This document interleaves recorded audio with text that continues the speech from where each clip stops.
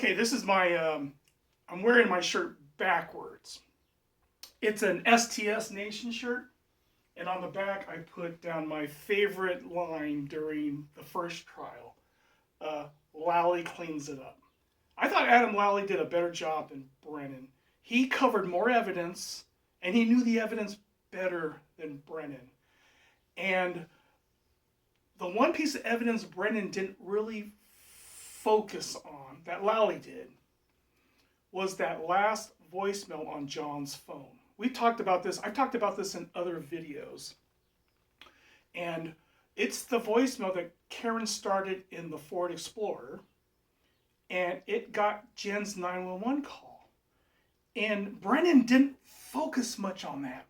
And that 911 call proves that Karen knew that John was in the front yard before Kerry's Roberts Ford got to the scene.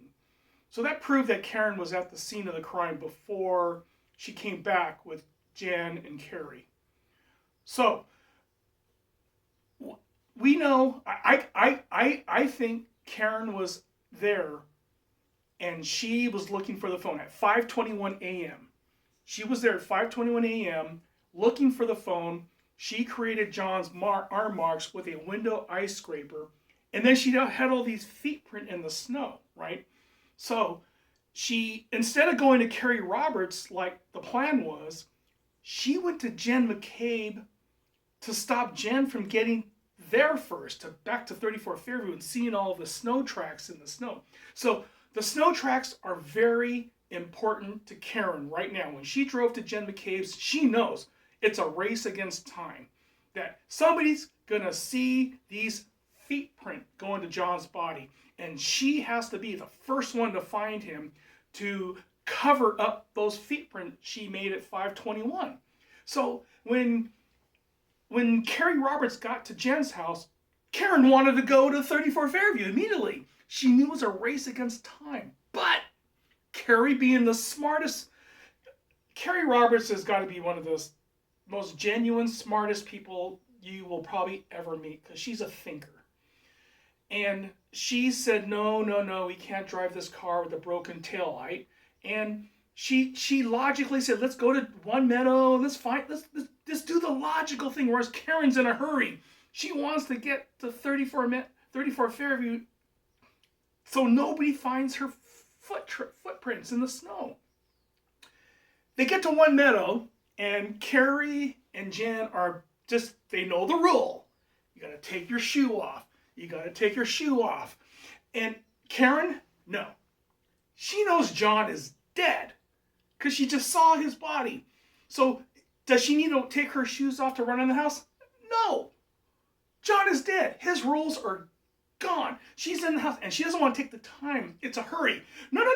He's not here. He's not here. Let's get to 34 Fairview now. Because she's in a hurry to get to 34 Fairview, to be the first people, and for her to cover the tracks. And when she was going to 34 Fairview, she knew she had to get out of the car fast. And she's kicking the door because it's locked. The child locks. She can't get out. So she's in a panic. She wants to make sure she's the first out of the car. And she had her phone voicemail running. So that's the key. She started a voicemail in the Ford before they got to 34 Fairview. When she got out of the car, she put the phone by the back left tire, and then she had a scream, warm up John. She was looking for the phone. I have other videos on YouTube that explain this part, but I just wanted to bring in the point that Karen was in a hurry to get back to 34 Fairview. And why?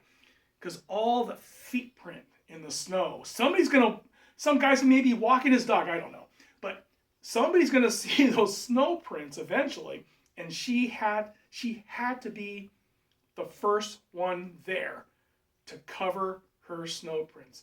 And I still contend, she was out there at 5:21. She got there at 5:21 because we saw her at the mosque on the video at 5:11 or 5:14. She was at Fairview. She was digging for the phone. She got a window ice scraper and she caused those arm marks. John was dead. There was no blood on the sleeve. So anyway, that is a little addition to all my other videos. proving Karen was in a hurry to get away from One Meadow. Didn't take her shoes off.